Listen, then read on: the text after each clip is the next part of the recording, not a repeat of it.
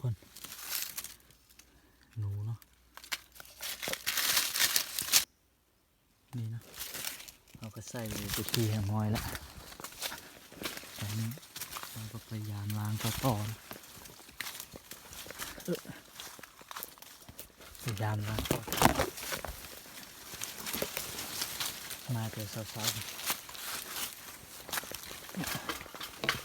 ล้างนี่สิมาบ่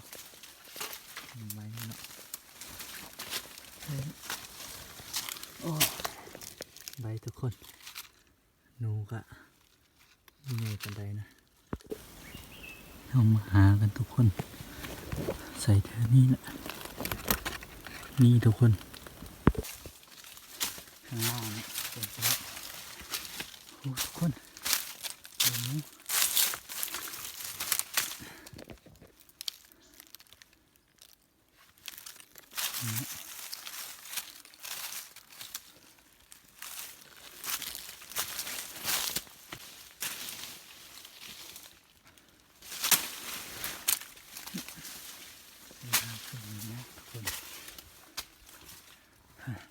ถึงแล้วทุกคน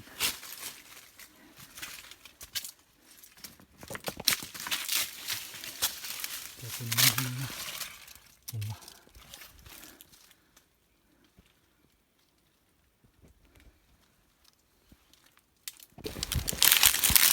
เป็นข้าวกันลำบากนะทุกคน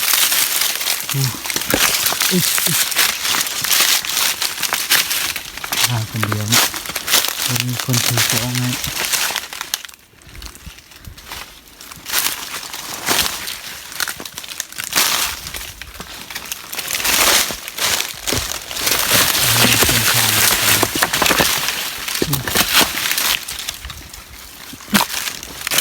เส้นทางโคตรยากเลย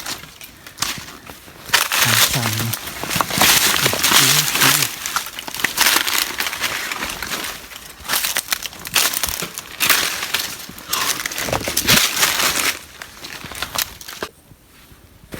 ถึงแล้วเห็นป่ะขาวๆนะมันถึงแล้วนี่เนาะประมาณนี้เลยนี่ได้หลายตัวนะ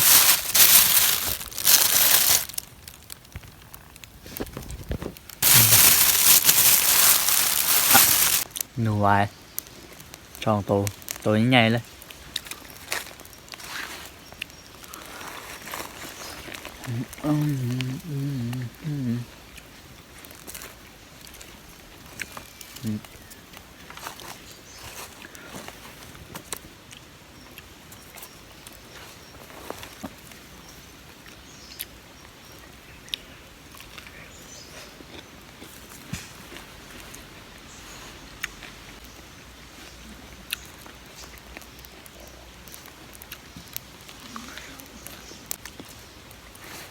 มาทะเล